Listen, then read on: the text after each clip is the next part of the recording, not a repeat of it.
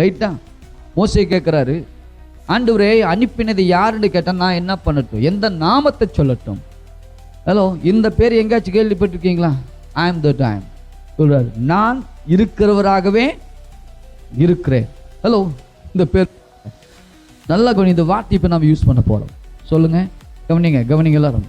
நான் இருக்கிறவராகவே இருக்கிறேன் அப்படின்னா நீ என்னென்ன காரியத்துக்காக எங்கிட்ட வரையோ அதற்கு பதிலாக நான் இருக்கேன். இங்க இருக்கிற நம்ம அத்தனை பேருக்கும் ஒவ்வொருத்தருக்கும் ஒவ்வொரு விதவிதமான தேவைகள் இருக்கு, எதிர்பார்ப்புகளுக்கு, ஆசைகள் இருக்கு. அந்த எல்லாவற்றுக்கும் பதில் நான் இருக்கிறவராகவே இருக்கிறேன். யோசிச்சு பாருங்களேன். ஆண்டு சொல்ற, நானே உன் பரிகாரியாகிய கர்த்தர். யெகோவா ரஃபா சொல்றாரா? யெகோவா ஷலோம், யெகோவா ஷம்மா. ஏன் உனக்கு நான், அதான் பாரு, நானே உன் பரிகாரி. எல்லாத்தையும் நான்கிற வார்த்தை இருக்கும் இல்லையா? நானே யெகோவா ஷலோம், ஷலோமா, நானே உனக்கு சமாதானம் கொடுக்கிறவர், நானே நல்ல மேய்ப்பன், நானே ஆடுகளுக்காக ஜீவனை கொடுக்கிறவர். இருக்கா இல்லையா? நானே வழி, நானே சத்தியம், நானே ஜீவன்.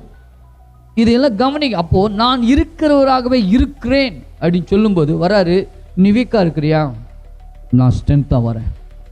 நீ கடன் தொழில் இருக்கிறியா? நானே உனக்கு ஐஸ்வர்ய சம்பன்னரா நான் வரேன். வழி தெரியா தகச்சு நிற்கிறியா? நானே உனக்கு வழியாய் நான் வரேன். அப்போ இங்க இருக்கிற அத்தனை பேருக்கு இப்ப பாருங்க, ஒரு வார்த்தை நாம எல்லாரும் அவையான ஏவுதல் சொல்றேன். இப்போ உங்க விருப்பத்துக்கு இப்ப என்ன செய்ய போறீங்க?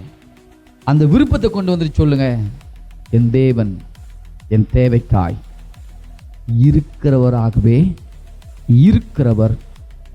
இப்போ என் விருப்பத்தை, என் ஆசையை நிறைவேற்றுவார். ஆமென்.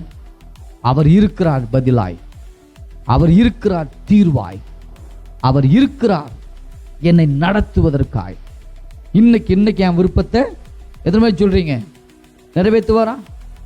ஹலோ, அவர் இருக்கிறவர் தான், இருந்தவர் இல்லை, எப்பவும் இருக்கிறார். இன்னைக்கு இருக்கிறார், நாளைக்கும் இருக்கிறவர்.